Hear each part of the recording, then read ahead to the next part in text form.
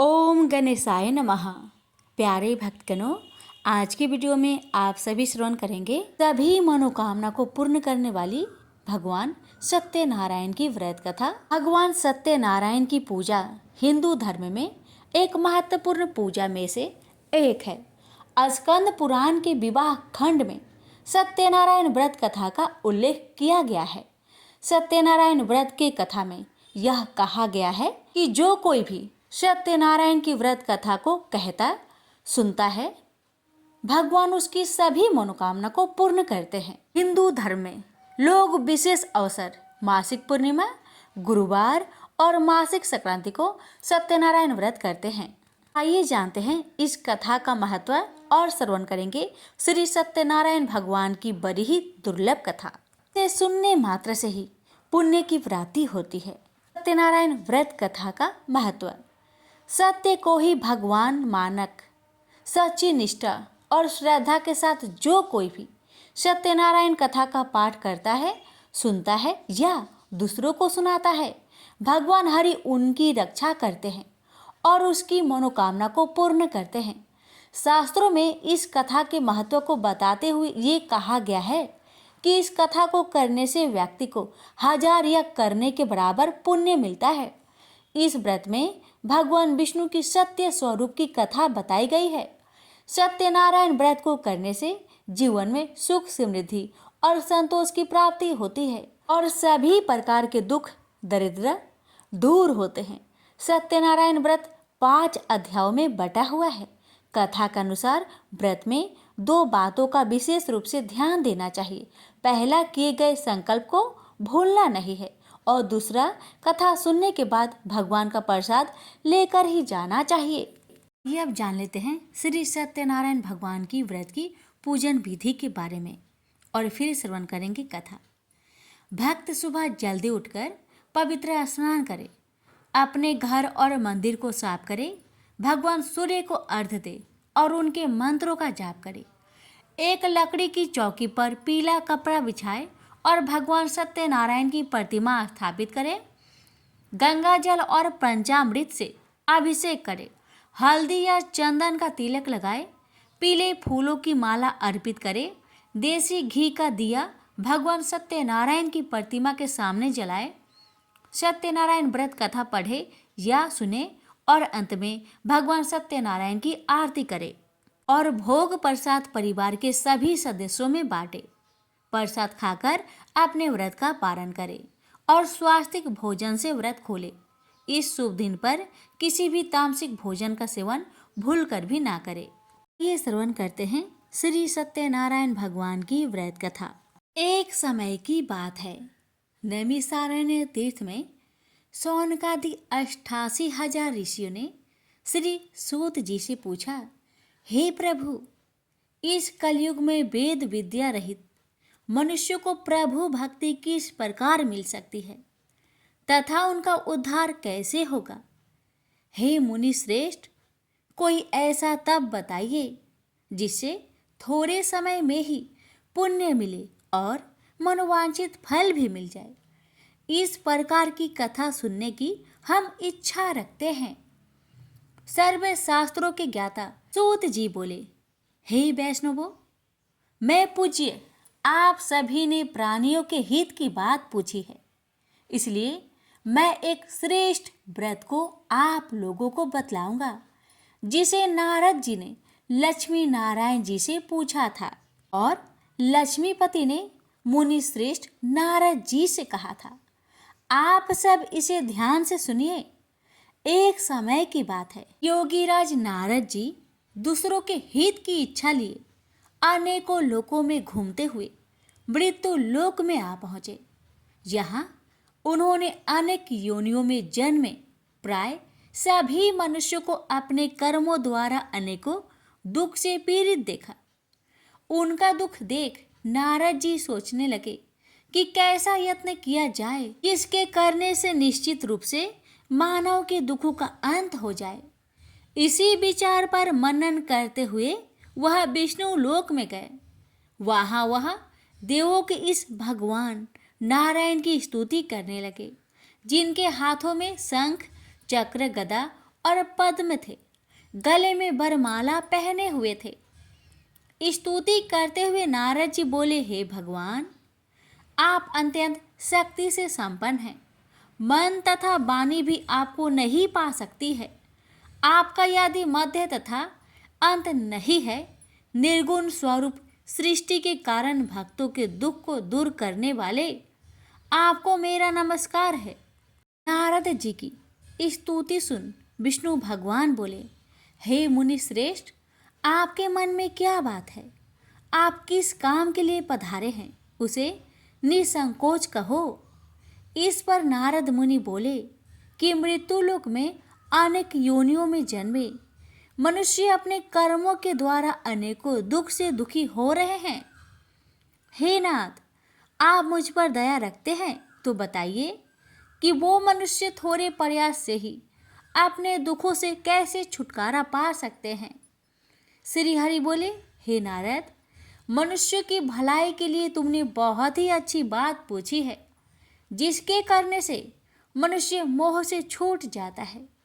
वह बात मैं कहता हूँ, उसे सुनो। स्वर्ग लोक व मृत्यु लोक दोनों में एक दुर्लभ उत्तम व्रत है जो पुण्य देने वाला है। आज प्रेम वश होकर मैं उसे तुमसे कहता हूँ। श्री सत्यनारायण भगवान का यह व्रत अच्छी तरह विधान पूर्वक करके मनुष्य तुरंत ही यहाँ सुख भोग कर मरने पर मोक्ष पाता है। श्री हरि के वचन सुन नारद जी बोले कि उस व्रत का फल क्या है और उसका विधान क्या है। यह व्रत किसने किया था, इस व्रत को किस दिन करना चाहिए, सभी कुछ विस्तार से बताए।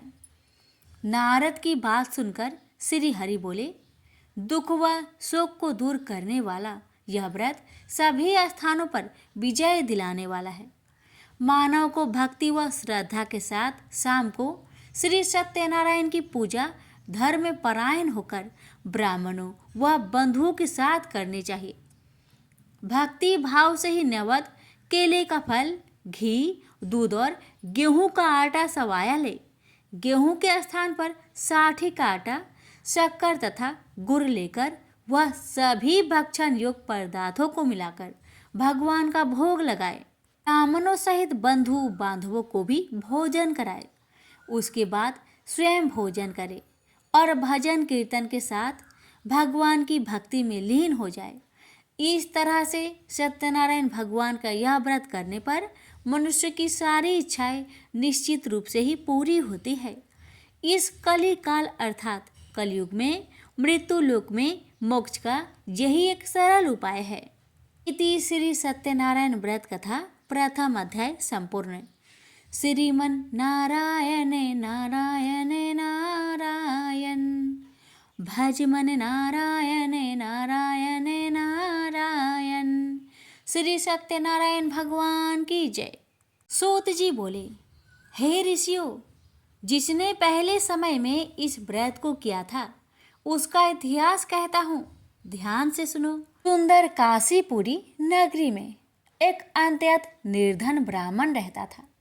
भूख प्यास से परेशान हुआ धरती पर घूमता रहता था। ब्राह्मणों से प्रेम करने वाले भगवान ने एक दिन ब्राह्मण का भेष धारण कर उसके पास जाकर पूछा, हे ब्रीप, नित्य दुखी होकर तुम पृथ्वी पर क्यों घूमते हो? दीन ब्राह्मण बोला, मैं निर्धन ब्राह्मण हूँ, भिक्षा के लिए धरती पर घूमता हूँ। हे भगवान, यदि आप इसका कोई उपाय जानते हो तो बताइए। वृद्ध ब्राह्मण कहता है कि सत्यनारायण भगवान मनोवांछित फल देने वाले हैं, इसलिए तुम उनका पूजन करो। इसे करने से मनुष्य सभी दुखों से मुक्त हो जाता है। वृद्ध ब्राह्मण बनकर आए सत्यनारायण भगवान उस निर्धन ब्राह्मण को व्रत का सारा विधान बताकर अंतर्ध्यान हो गए।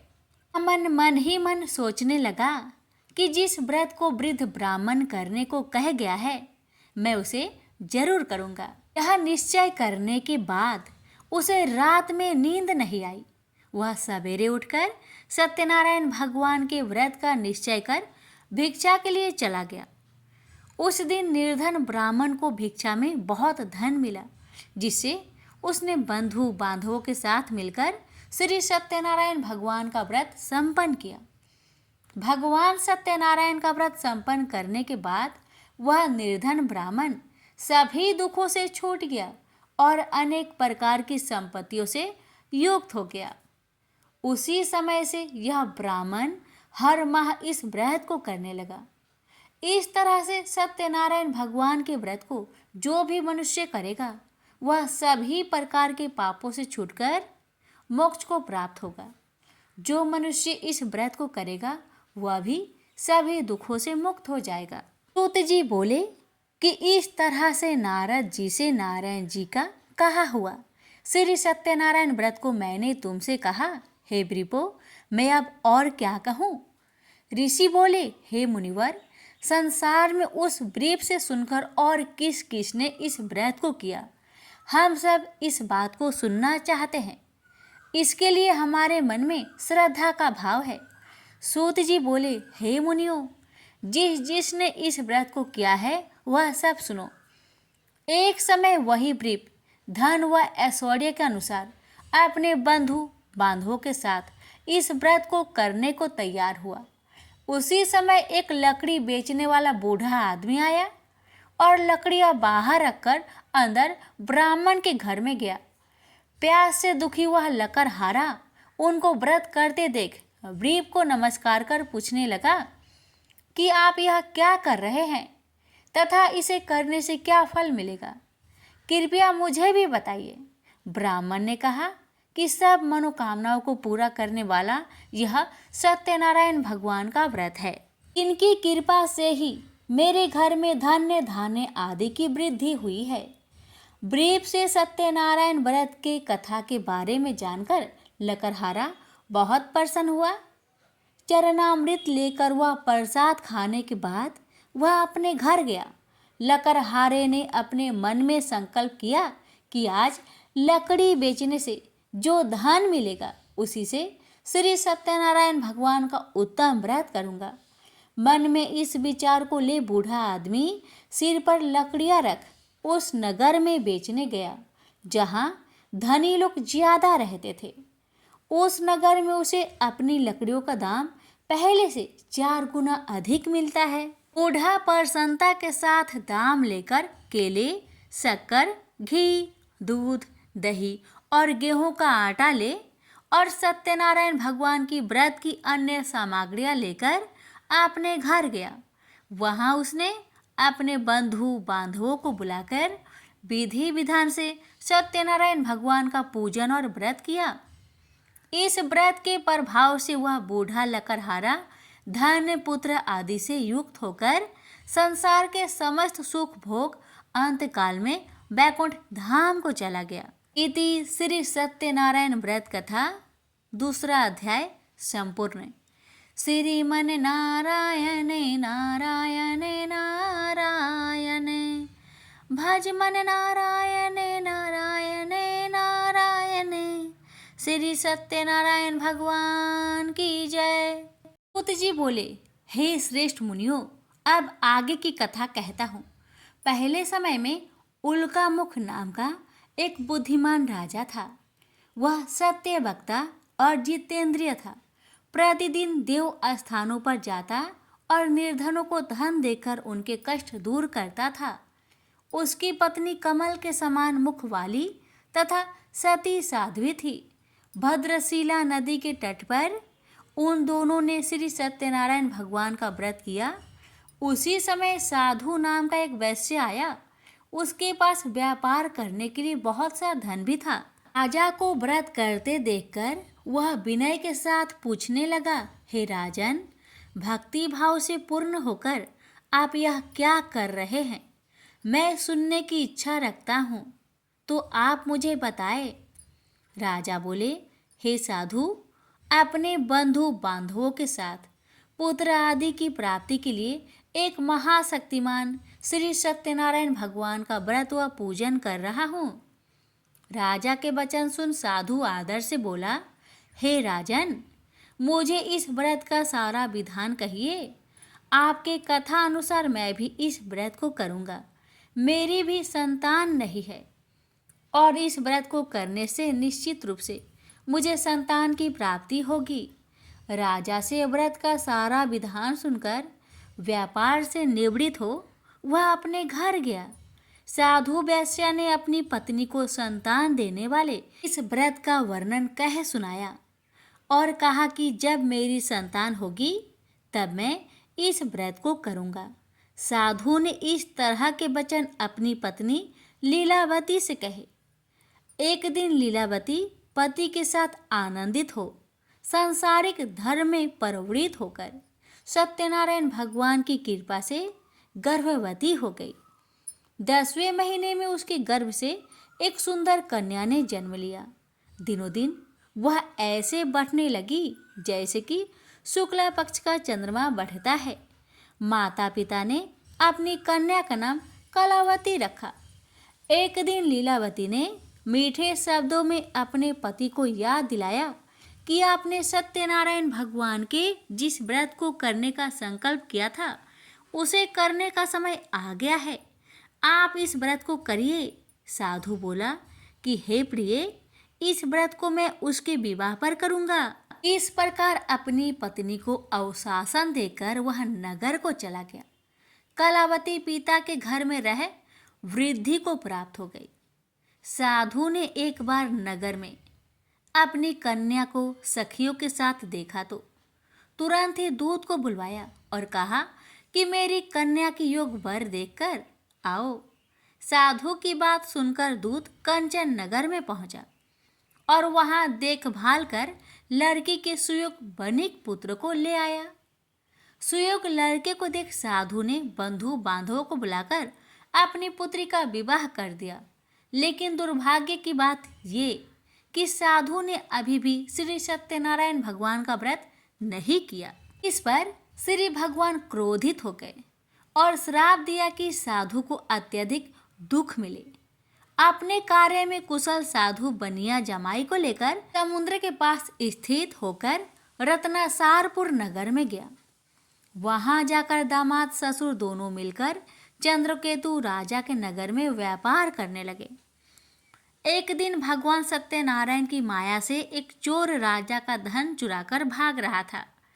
उसने राजा के सिपाहियों को अपना पीछा करते देख चुराया हुआ धन वहां रख दिया जहां साधु अपने जमाई के साथ ठहरा हुआ था। राजा के सिपाहियों ने साधु वैश्या के पास राजा का धन पड़ा देखा तो वह ससुर जमाई दोनों को बांधकर प्रसन्नता से राजा के पास ले गए और कहा कि उन दोनों चोरों को हम पकड़ लाए हैं, आप आगे की कार्रवाई की आज्ञा दें। राजा की आज्ञा से उन दोनों को कठिन कारावास में डाल दिया गया और उनका सारा धन भी उनसे छीन लिया गया। श्री सत्यनारायण भगवान के शराप से साधु की पत्नी भी बहुत दुखी हुई। घर में जो धन रखा था उसे चोर चुरा ले गए। शारीरिक तथा मानसिक पीड़ा व भूख प्यास से अति दुखी हो अन्न की चिंता में कालावती के ब्राह्मण के घर गई। वहां उसने श्री सत्यनारायण भगवान का व्रत होते देखा। फिर कथा भी सुनी। वह प्रसाद ग्रहण कर वह रात को घर वापस आई। माता ने कलावती से पूछा कि हे पुत्री, अब तक तुम कहाँ थी, तेरे मन में क्या है? कलावती ने अपने माता से कहा, हे माता, मैंने एक ब्राह्मण के घर में श्री सत्यनारायण भगवान का व्रत देखा है। कन्या के वचन सुन लीलावती भगवान की पूजन की तैयारी करने लगी। लीलावती ने परिवार व बंधुओं सहित सत्यनारायण भगवान का पूजन किया और उनसे वर मांगा कि मेरे पति तथा जमाई शीघ्र घर आ जाए। साथ ही यह भी प्रार्थना की कि हम सबका अपराध क्षमा करें। श्री सत्यनारायण भगवान इस व्रत से संतुष्ट हो गए और राजा चंद्रकेतु को सपने में दर्शन दे कहा कि हे राजन, तुम उन दोनों वेश्या को छोड़ दो और तुमने उनका जो धन लिया है उसे वापस कर दो। अगर ऐसा नहीं किया तो मैं तुम्हारा धन, राज्य व संतान सभी को नष्ट कर दूंगा। राजा को यह सब कहकर वह अंतर्ध्यान हो गए। अतः काल सभा में राजा ने अपना सपना सुनाया। फिर बोले कि बानिक पुत्र को कैद से मुक्त कर सभा में लाओ। दोनों ने आते ही राजा को प्रणाम किया। राजा मीठी बानी से बोला, हे महानुभावों, भाग्यवश ऐसा कठिन दुख तुम्हें प्राप्त हुआ है, लेकिन अब तुम्हें कोई भय नहीं है। ऐसा कह राजा ने उन दोनों को नए वस्त्र भूषण भी पहनाए और जितना धन उनका लिया था उससे 2 गुना धन वापस कर दिया। दोनों बच्चे अपने घर को चल दिए। श्री सत्यनारायण व्रत कथा का 3रा अध्याय संपूर्ण। श्रीमन नारायण नारायण नारायण, भज मन नारायण नारायण नारायण। श्री सत्यनारायण भगवान की जय।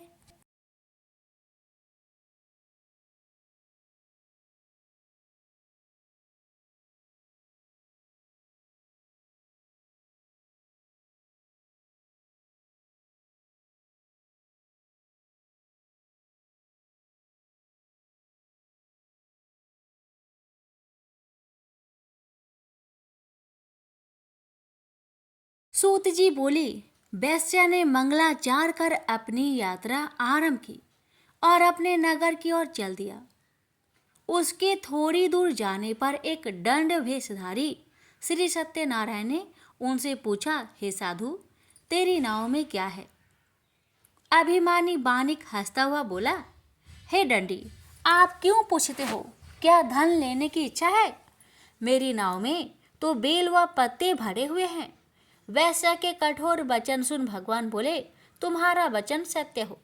दंडी ऐसे वचन कहे वहां से दूर चले गए। कुछ दूर जाकर समुद्र के किनारे बैठ गए। दंडी के जाने के बाद साधु वैश्या ने नित्य क्रिया के पश्चात नाव को ऊंची उठते देखकर अचंभा माना और नाव में बेल पत्ते आदि देख वह मूर्छित हो जमीन पर गिर पड़ा। मूर्छा खोलने पर वह अत्यंत शोक में डूब गया। तब उसका दामाद बोला कि आप शोक ना मनाए, यह दंडी का श्राप है, इसलिए हमें उनकी शरण में जाना चाहिए, तभी हमारी मनोकामना पूरी होगी। दामाद की बात सुनकर वह दंडी के पास पहुंचा और अत्यंत भक्ति भाव नमस्कार करके बोला, मैंने आपसे जो असत्य वचन कहे थे उनके लिए मुझे क्षमा दे। ऐसा कह कहकर महान शोकातुर हो रोने लगा। दंडी भगवान बोले, हे बानिक पुत्र, मेरी आज्ञा से बार बार तुम्हें दुख प्राप्त हुआ है, तू मेरी पूजा से विमुख हुआ। साधु बोला, हे भगवान, आपकी माया से ब्रह्मा आदि देवता भी आपके रूप को नहीं जानते, तब मैं अज्ञानी कैसे जान सकता हूँ? आप प्रसन्न होइए, अब मैं सामर्थ्य के अनुसार आपकी पूजा करूँगा। मेरी रक्षा करो और पहले के समान नौका में धन भर दो। साधु वैश्य के भक्ति पूर्वक वचन सुनकर भगवान प्रसन्न हो गए और उसकी इच्छा अनुसार वरदान देकर अंतर्ध्यान हो गए। ससुर जमाई जब नाव पर आए तो नाव धन से भरी हुई थी। फिर वही अपने अन्य साथियों के साथ सत्यनारायण भगवान का पूजन कर अपने नगर को चल दिए। जब नगर के नजदीक पहुंचे तो दूत को घर पर खबर करने के लिए भेज दिया। दूत साधु की पत्नी को प्रणाम कर कहता है कि मालिक अपने दामाद सहित नगर के निकट आ गए हैं। दूत की बात सुन साधु की पत्नी लीलावती ने बड़े हर्ष के साथ सत्यनारायण भगवान का पूजन कर अपनी पुत्री कलावती से कहा कि मैं अपने पति के दर्शन को जाती हूँ, तो कार्य पूर्ण कर शीघ्र आ जाना। माता के ऐसे वचन सुन कलावती जल्दी में प्रसाद छोड़ अपने पति के पास चली गई। प्रसाद की अवज्ञा के कारण श्री सत्यनारायण भगवान रुष्ट हो गए और नाव सहित उसके पति को पानी में डुबो दिए। कलावती अपने पति को वहां ना पाकर रोती हुई जमीन पर गिर गई। नौका को डूबा हुआ देख वह कन्या को रोता देख साधु दुखी होकर बोला कि हे प्रभु, मुझसे तथा मेरे परिवार से जो भूल हुई है उसे क्षमा करे। साधु के दीन वचन सुनकर श्री सत्यनारायण भगवान प्रसन्न हो गए और आकाशवाणी हुई, हे साधु, तेरी कन्या मेरे प्रसाद को छोड़कर आई है, इसलिए उसका पति अदृश्य हो गया है। यदि वह घर जाकर प्रसाद खाकर लौटती है तो इसे उसका पति अवश्य मिलेगा। ऐसी आकाशवाणी सुन कलावती घर पहुंचकर प्रसाद खाती है और फिर आकर अपने पति के दर्शन करती है। उसके बाद साधु अपने बंधु बांधवों सहित श्री सत्यनारायण भगवान का विधि विधान से पूजन करता है। इस लोक का सुख भोग वह अंत में स्वर्ग जाता है। इति श्री सत्यनारायण व्रत कथा चतुर्थ अध्याय संपूर्ण। श्रीमन नारायणे नारायणे नारायणे भज मन नारायणे नारायणे नारायण। श्री सत्यनारायण भगवान की जय। श्री सूत जी बोले, हे ऋषियों, मैं और भी एक कथा सुनाता हूँ, उसे भी ध्यान पूर्वक सुनो। प्रजा पालन में लीन तुंगध्वज नाम का एक राजा था। उसने भी भगवान का प्रसाद त्याग कर बहुत ही दुख प्राप्त किया। एक बार वन में जाकर वन्य पशुओं को मारकर वह बर के पेड़ के नीचे आया। वहां उसने ग्वालों को भक्ति भाव से अपने बंधुओं सहित सत्यनारायण भगवान का पूजन करते देखा। अभिमान बस राजा ने उन्हें देखकर भी पूजा स्थान में नहीं गया, ना ही उसने भगवान को नमस्कार किया। ग्वालों ने राजा को प्रसाद दिया, लेकिन उसने वह प्रसाद नहीं खाया और प्रसाद को वहीं छोड़कर वह अपने नगर को चला गया। जब वह नगर में पहुंचा तो वहां सब कुछ तहस नहस हुआ पाया, तो वह शीघ्र ही समझ गया कि यह सब भगवान ने ही किया है। वह दोबारा ग्वालों के पास पहुंचा और विधि पूर्वक पूजा कर प्रसाद खाया, तो श्री सत्यनारायण भगवान की कृपा से सब कुछ पहले जैसा हो गया। दीर्घ काल तक सुख भोगने के बाद मरोना उपरांत उसे स्वर्गलोक की प्राप्ति हुई। तो मनुष्य परम दुर्लभ इस व्रत को करेगा तो भगवान सत्यनारायण की अनुकंपा से उसे धन्य धान्य की प्राप्ति होगी। निर्धन धनी हो जाता है और भय मुक्त हो जीवन जीता है। संतानहीन मनुष्य को संतान सुख मिलता है और सारे मनोरथ पूर्ण होने पर मानव अंत काल में वैकुंठ धाम को जाता है। सूत जी बोले, जिन्होंने पहले इस व्रत को किया है, अब उनके दूसरे जन्म की कथा कहता हूँ। वृद्ध संतानंद ब्राह्मण ने सुदामा का जन्म लेकर मोक्ष की प्राप्ति की। लकरहारे ने अगले जन्म में निषाद बनकर मोक्ष प्राप्त किया। उल्कामुख नाम का राजा दशरथ होकर बैकुंठ को गए। साधु नाम के वैश्य ने मोरध्वज बनकर अपने पुत्र को आरे से चीरकर मोक्ष पाया। महाराज तुंगध्वज ने स्वयंभू होकर भगवान में भक्ति युक्त हो कर्म कर मोक्ष पाया। श्री सत्यनारायण व्रत कथा का पंचम अध्याय संपूर्ण हुआ। श्रीमन नारायण नारायण नारायण भज मन नारायण नारायण नारायण। श्री सत्यनारायण भगवान की जय। श्रवण करें श्री सत्यनारायण भगवान की आरती। जय लक्ष्मी रमना स्वामी, जय लक्ष्मी रमना, सत्यनारायण स्वामी जनपात के हरना। ओम जय लक्ष्मी रमना स्वामी, जय लक्ष्मी रमना। रत्न जरित सिंहासन अद्भुत छवि राजे, नारद करत नीराजन घंटा ध्वनि बाजे। ओम जय लक्ष्मी रमना स्वामी, जय लक्ष्मी रमना। प्रकट भय काली कारण द्विज को दर्श दियो, बूढ़ा ब्राह्मण बनकर कंचन महल कियो। ओम जय लक्ष्मी रमना स्वामी, जय लक्ष्मी रमना। दुर्बल भील कठारो जिन पर कृपा करी, चंद्रचूड़ एक राजा तिनकी विपत्ति हारी। ओम जय लक्ष्मी रमना स्वामी, जय लक्ष्मी रमना। वैश्य मनोरथ पावो श्रद्धा तज दिन ही, सो फल भोग्यो प्रभु जी फिर स्तुति किन्ही। ओम जय लक्ष्मी रमना स्वामी, जय लक्ष्मी रमना।